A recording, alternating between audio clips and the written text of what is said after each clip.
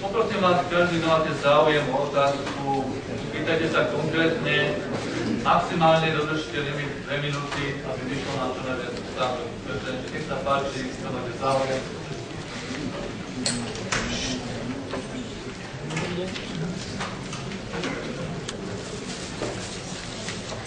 Dobrý deň, volám sa Geze.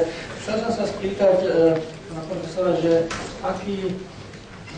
ako vnímajú euro nemeckí pracujúci, že či v najbližších voľbách nepodporia politikov, ktorí im slúbia vystúpenie z eurozóny. Ďakujem.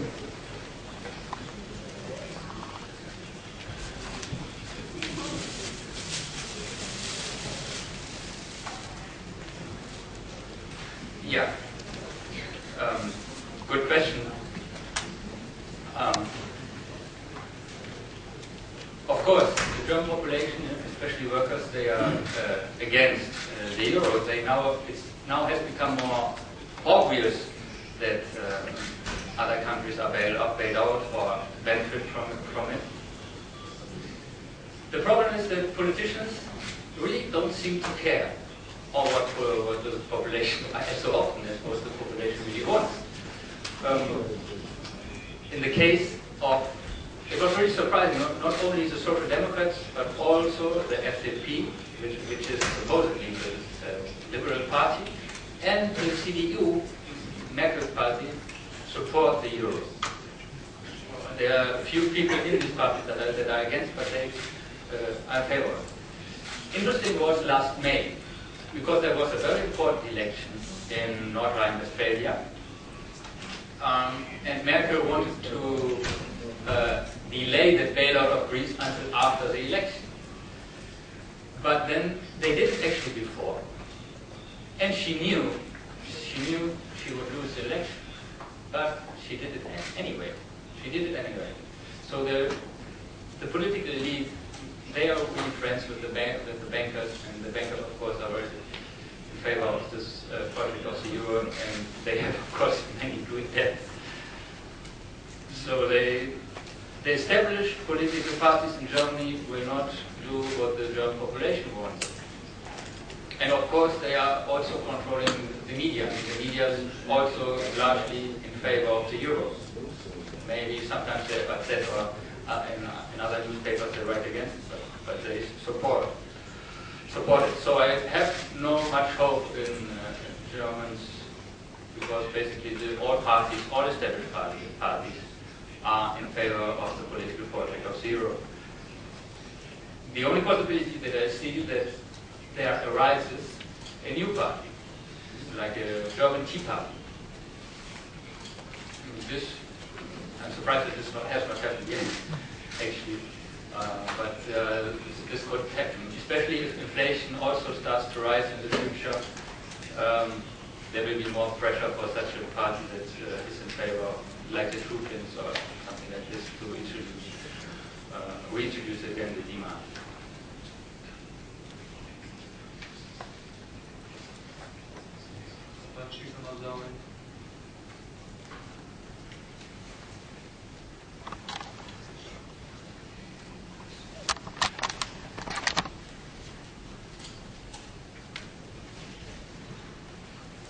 Hello.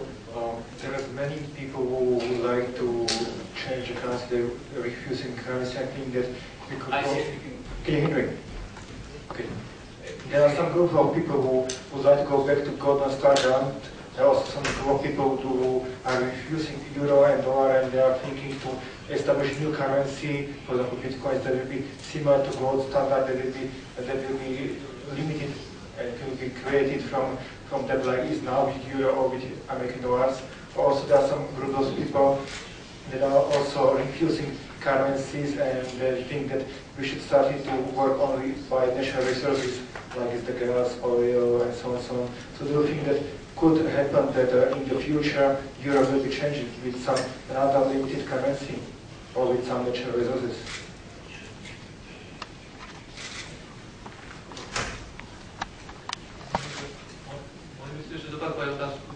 Yes, if you think that in the future it's possible that some new currency, some limited currency will be created and that will change the euro, or that some natural resources will change the euro currency?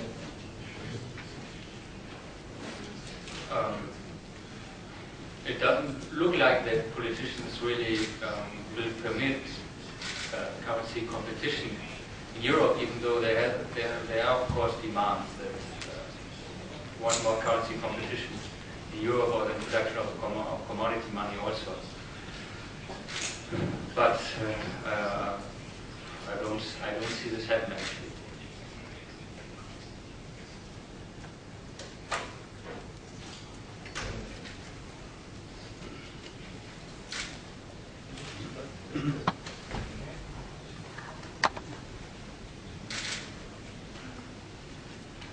Dobrý deň. Prosím vás, chcel by som sa spýtať, že vy hovoríte stále o eure ako politickom projekte, ale z hľadiska globalizácie to bolo v podstate aj projekt, ktorý mal podporiť konkurencieschopnosť Európy. Myslíte si, že by dneska, že je niekto v dozornej rade Volkswagenu alebo Deutsche Telekom niekto za rozpad eurozóny?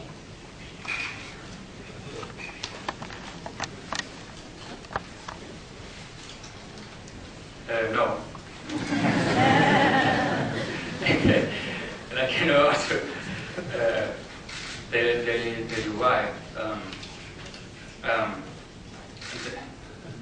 The business elite also doesn't want disruptions from harsh changes or crises. If the euro collapses, there will be a banking crisis or a debt crisis. Much uncertainty, so they prefer to go on with this. And if they are big exporters, they actually profit or benefit from a slightly weaker currency. Otherwise, I mean, if Greece would be kicked out, etc., the euro would be much stronger, and this would hurt Volkswagen, for example.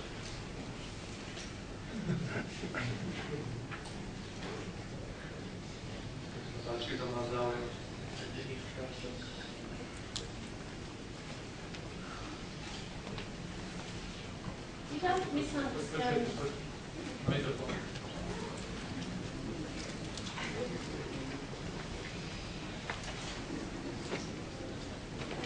You don't misunderstand Mr. Bagus in referring rather dismissively to cohesion funds. I found that rather surprising in a country which stands to benefit hugely from them. And I come from a country which owes its economic development in considerable measure to them over several decades.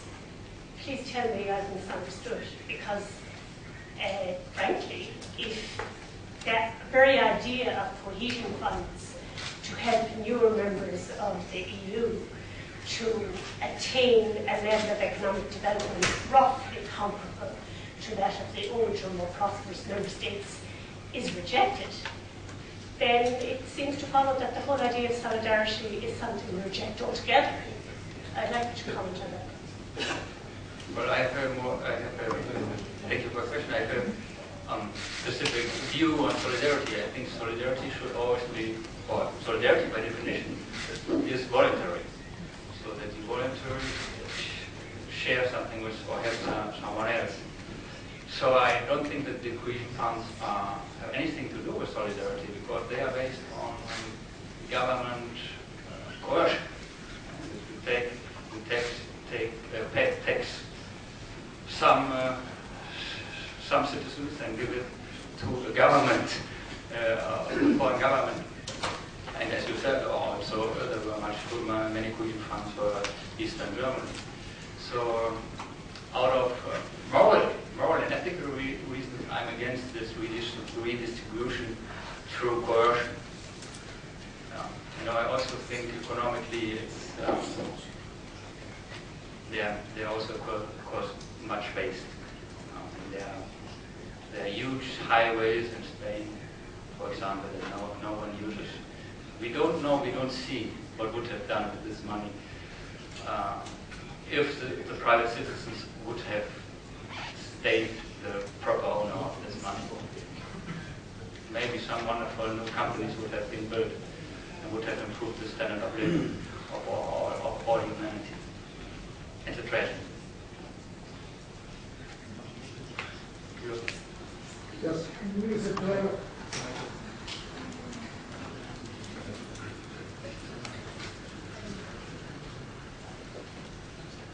Yes. Mr. Mayor, Ambassador of Portugal. Thank you for your kind invitation. I've thought that theme, and probably the professor delivering the lecture would make it a very interesting thing. I don't deny that. But I would like to make some comments on what you have just said. Perhaps it's your advantage. You are a very young gentleman, and perhaps I'm already becoming a very old one. But it happens that I have lived deeply the whole process of cooperation and integration in Europe as diplomat. Most of my career has been done in the multilateral affairs as diplomat, which means that I've followed the cooperation again and the integration process. If things are as you put them, why the EFTA, the European Free Trade Association, did not increase their role in Europe? Portugal belonged to EFTA and belongs to the European Union. And we were very happy to belong to EFTA. It was a big step forward after the Second World War. And we gained from that, and all the other member states of EFTA gained from that. But all the member states, with two exceptions, of EFTA have applied for what is now called European Union and before the European communities. Why? How can you explain that such a beautiful model that is underlying your statement has led to this? Because I'm afraid to disagree with you, but things are not as simple and as plain as you have presented them. First, in EFTA countries, those who are for free trade and didn't wish such a quick or such a deep degree of integration, you found what you call socialists and what you call libertarians. Because one essential feature of happily in the world where we live in Europe, we live with two parts, EFTA first and European Union afterwards, having bridges between both of them. There were some what you call libertarian governments and socialist governments in both of them. And those were in favor of those. So it's not as simple as you put it. Secondly, concerning still the cohesion issue that was raised. Excuse me. Sorry, I'm being too long. Okay, I stop here. And I would have another one, but if I don't wish to monopolize the floor, so I leave for others the possibility. If I will have a chance, I will be grateful. If not, I will be satisfied with the reply to this first question. Thank you. What is the question exactly? Is it? Why EFTA countries are joining so rapidly to the European Union? That was the question. What is the question? Why these countries joined the meeting though they had the government? This is a question, or it's a question that is not as simply as I put it. Of course, I agree with you that it's not as simply as I put it. It's more complex. So I urge you all to buy the book. There are more details for that. So I'm not sure. Are you referring to this, or are you saying that what are you saying about EFTA?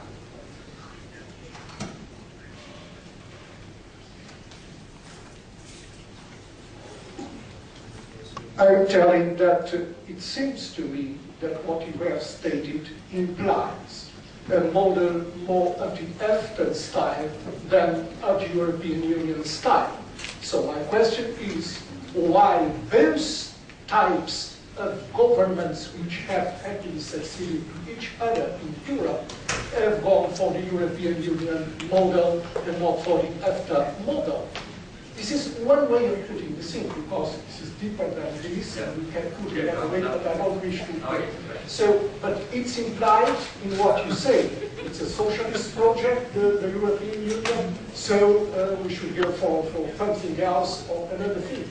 But we had our deciders, we had our peoples by referendum choosing this as well. So either we are undemocratic or we have made bad choices. How do you cope with this? Thank you. Well, I think some countries certainly have been lured into the European Union by, for example, the cohesion fund or regional fund projects. And again, many government elites, even though they call themselves liberals or conservatives, like in Germany, they really like power. And they want to participate in this project. They don't give up the euro, for example. Chancellor Merkel defends the euro even though the population is against it.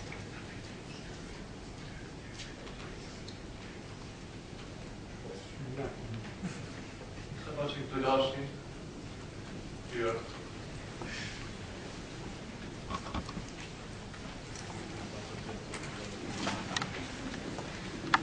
Hello. I would like to ask a very short question. Where do you see the euro in time range of 2 years from now?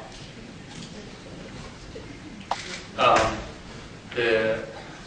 told you the examples, the scenarios, the three. And everyone guesses off, or everyone can guess what will happen.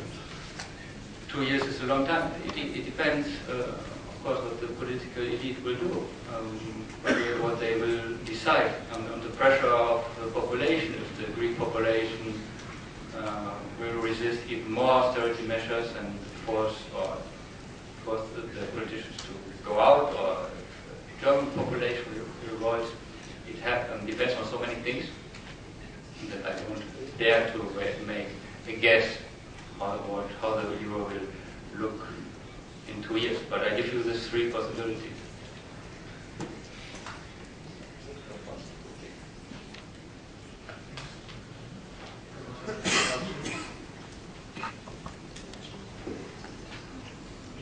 I would like to ask you, how are harsh austerity measures going to help Eurozone in the economic crisis?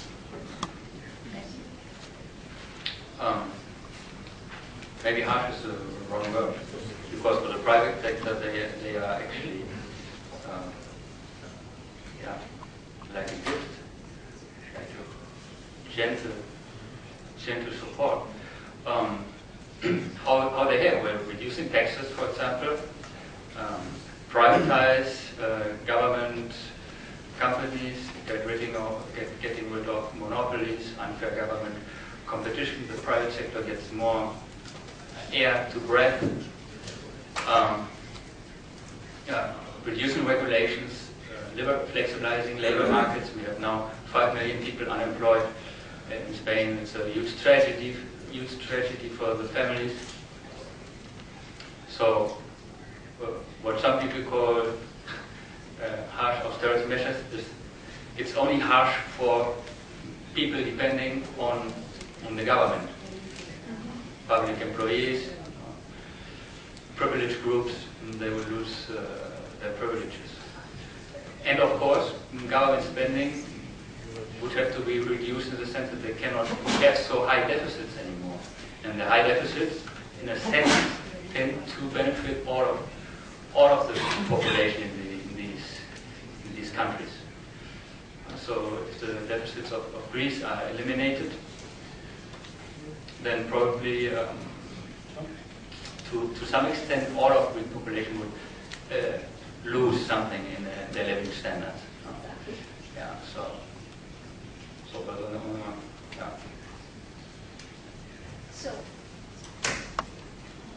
So actually these harsh austerity measures will just make the crisis longer?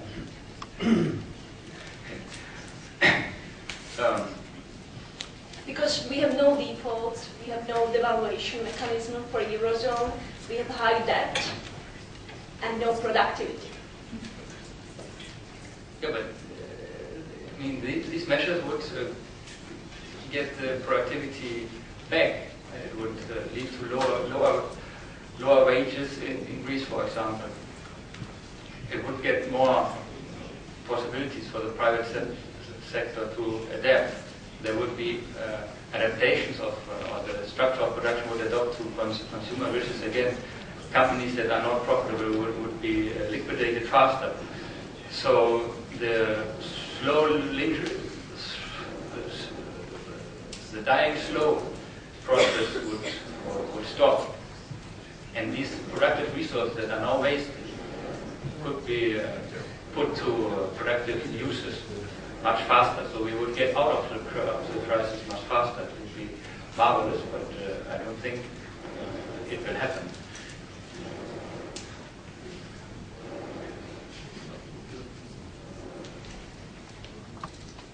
Môžem položiť otázku?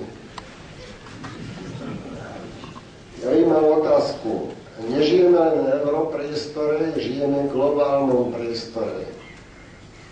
Akú zaujíma stratégiu USA, Rusko a Čína?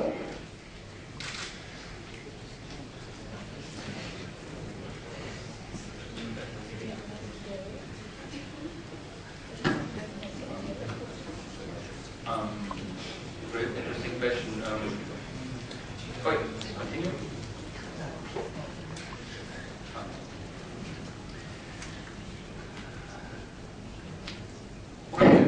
Well, the Fed, I think, is quite happy with this process because if the European sovereign debt crisis would not have occurred, the dollar would look much worse. So now they are thinking, the two currencies are thinking at the same rate, more or less. Maybe the dollar even faster. So there's strong cooperation going on between the Fed and ECB. You can also see it during the harshest months of the financial crisis that the Fed, for example, gave loans to the ECB, dollar loans, so they could help their banks out.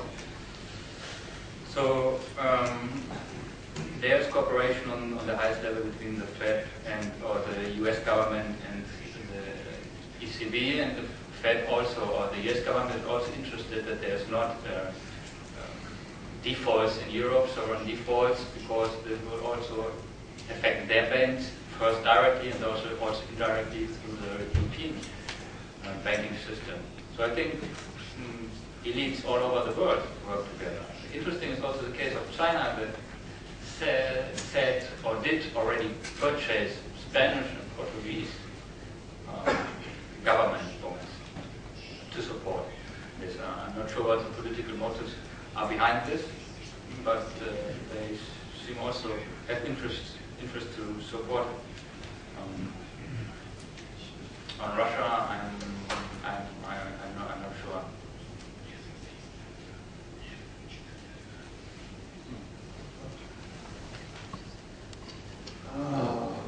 Good afternoon, Mr. Bagus and Thomas. I have one comment and one question. The comment is, I wouldn't be very optimistic in your place with our historical in dismantling euro. I think the only reason why our government rejected Greece bailout was because they promised it in their election campaign. And from that time, our finance ministry is as useless in these terms as the rest of European elites. But my question is with IMF. Dominic Strauss-Kahn was a huge fan of euro, and he supported Greece bailout and all the rest of the bailouts which will follow. And the French lady which should replace him, I forgot her name, she's pretty much the same. So how did France manage to get such control of IMF in their pro-euro approach historically? Do you know this? Do you have any idea? I know that the deal is that the IMF is led by Europeans or European politicians, and the world can't buy the gas and that they are splitting the power like this. So I don't know why specifically Strauss-Kahn was in this position now and why Lagarde, well, of course they argue now we need again a European because we have now this strong crisis and French also. But I don't have the exact details how this came about.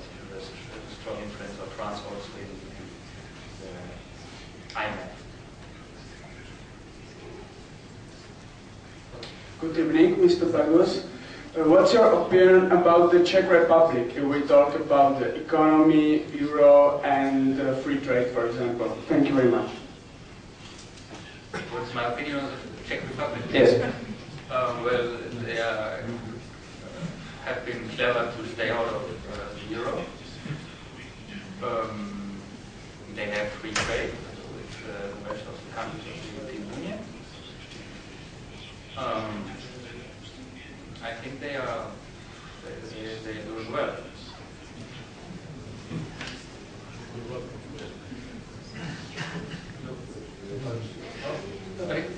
Ak dovolíte jednu čiste praktickú otázku.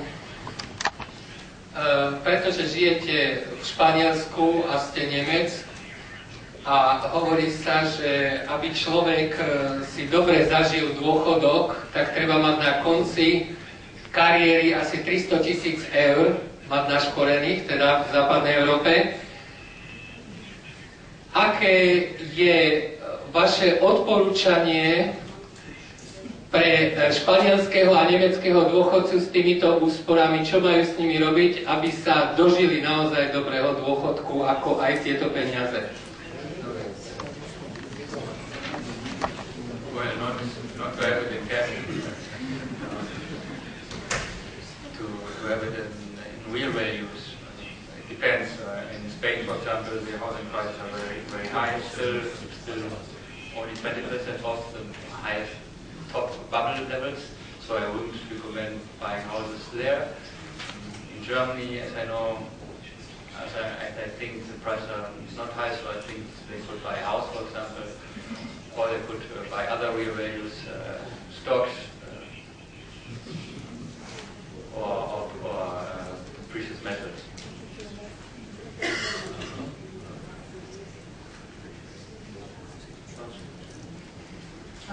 Ak dovolíte, aby som chcela sa tiež niečo spýtať. Nemyslím si, že euro je zlý koncept, myslím, že euro je vynikajúci koncept a určite Slovensku priniesol veľa dobrého. Ale nejdem sa o tom teraz baviť, ale chcela by som sa vrátiť späť tej otázke, ktorú ste načali vo vašej prezentácii a ktorá vám bola daná a ktorú ste nechali na poslucháča. Aké je riešenie, vieme, že je problém, aké je riešenie zo súčasnej situácie? Povedali ste tri možnosti. Prvá možnosť, veľmi jednoducho, Stability and Growth Pact, iné jeho postavenie veľmi tvrdé, veľmi vynúcujúce s automatickými sankciami, respektíve tvrdé reformy. Druhá možnosť centralizácia, tretia možnosť rozpad eurozóny. Sám ste ale povedali, že ak by nastala táto možnosť, respektíve k tomu sa približujúca, to znamená kríza bankového sektoru, pokračujúca kríza v eurozóne a fakticky stratenie pozícií Európy. A napriek tomu, že nechcete dať odpoveď, na záver vašej prezentácie vyznel viac v prospech tejto varianty, ak som pochopila správne, aplaudovanie nepodporiť akékoľvek mechanizmy, ktoré by mohli viesť v tej prvej variante. To znamená k tomu, aby sa na 10-ročnej histórii eura sme sa poučili a povedali, kde nefungovali mechanizmy a kde im mohli fungovať, aby mohli krajiny svojím spôsobom cez reformy sa dostať k tomu, aby dokázali sa dostať späť na tú úroveň, ktorá bola žiaduca, to znamená aj dlhu, aj fiskálnej konsolidácie a všetkého. Čiže môj dojem z toho bol, že skôr ste za to, aby sa splnila tá tretia varianta, to znamená, aby sa eurozóna rozpadla. Čiže môj názor bol z vašej prezentácie, že máte názor a rada by som teda bola, keby ste nám mohli povedať,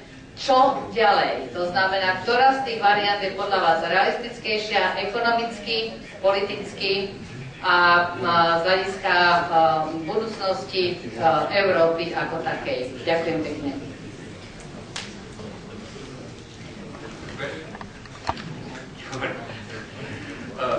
So what should be done? I think this is a unique opportunity to do a thorough monetary reform, to put the monetary system on a sound basis, to go back to sound money. So not only get rid of the euro, but also fiat currencies and fractional reserve currencies altogether, and introduce a commodity standard. This is the most realistic scenario, probably not, but it would be the best. So I propose this as a solution. And we should do everything to convince the people that this is the best, and then something like the financial crisis cannot occur again, of the norms, or the debt crisis, etc. And government spending would be reduced very much with a 100% gold standard. There's so much high deficits and debts. So if this is not possible, but again, we should do anything to make it possible, then of these scenarios that could happen, I would prefer, well, the first one of the Stability and Growth Pact that could be reinforced, putting deficits to zero, and big reduction of the government sector in the peripheral countries. I would like this also. And the other one of the breakdown of the European Union, of the European Monetary Union. This may be the more realistic of the ones that I like, because I really fear the other one, the last solution of the centralization and going forward to a transfer union, Eurobonds, etc. So as we cannot have this, as we cannot have a full gold standard, probably, and as we probably won't see a reformed Stability and Growth Pact, I would say the best is, that the Eurozone falls apart. And I think I have still, even though one commentator said I'm too optimistic, I still have hope that Slovakia can be here the leader. Máme. Kto ďalší má záujem?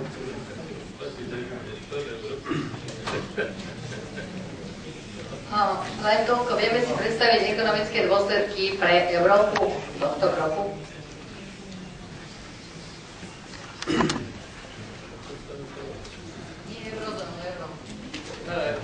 Ďakujem pekne. Ja by som narazal práve na tú poslednú otázku, ekonomické dopady.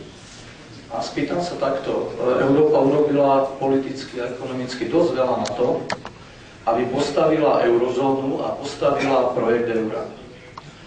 Teraz, keď je zrejmé, že tento model má aj vady a definovali sme si, že ide o deficitné periférne krajiny, ktoré nezvládli fiškálny manažment a takisto aj svoju dlhovú službu, obyčajný, racionálny až kupecký rozum by na to odpovedal, tak tieto krajiny musia ísť s kolabom.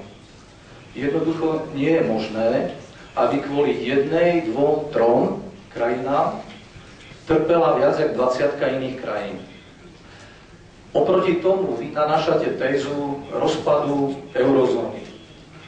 Je to, a bola by to príliš veľká a drahá daň a bola by to iracionálna daň. Predsa, keď sa v nejakom motore pokazí jedna súčiastka a sme zistili, že v čom to je, tak tú súčiastku vymeníme a motor znova spustíme. Ak motor beží a vie fungovať, a lepšie fungovať po odstránení vad, tak predsa je to je presne to, čo sa chcelo. Ale my, pokiaľ začneme pre 1, 2, 3 súčiastky, ktoré postupne nám chybujú, v zmysle sú vadné, ale vieme ich odstrániť, tak my miesto toho vyhodíme celý motor a dáme vývoj 30 rokov dozadu, mne sa toto ako racionálna vízia nejaví. To znamená... Áno, už teraz syntetický záver. Váš prvý bod, že reformovať pakt stability a rastu. OK, je racionálny, je v poriadku, je aktuálny. Druhé, posíliť z hľadiska fiškálneho modelu centralizačnú funkciu. OK, v poriadku. Tá tretia téza sa mi javí ako niečo, čo sa síce podsúva ako istá filozofická idea, ale aj s mojou predrečníčkou súhlasím, že sa mi to javí ako príliš riziková, až nezodpovedná. Ďakujem pekne. A váš názor na to? Možno, že doplním a využijem tú možnosť moderátora, že v čom je ten motor chybný. Podľa mňa ten motor je chybný a v čom je tá podstata chybí tohto motoru.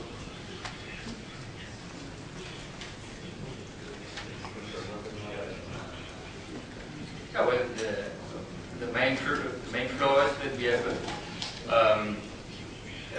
fiat money that can be used by several different governments to finance their debt. So we have a tragedy of the commons. All governments in the Eurozone can use the banking system to finance their debt.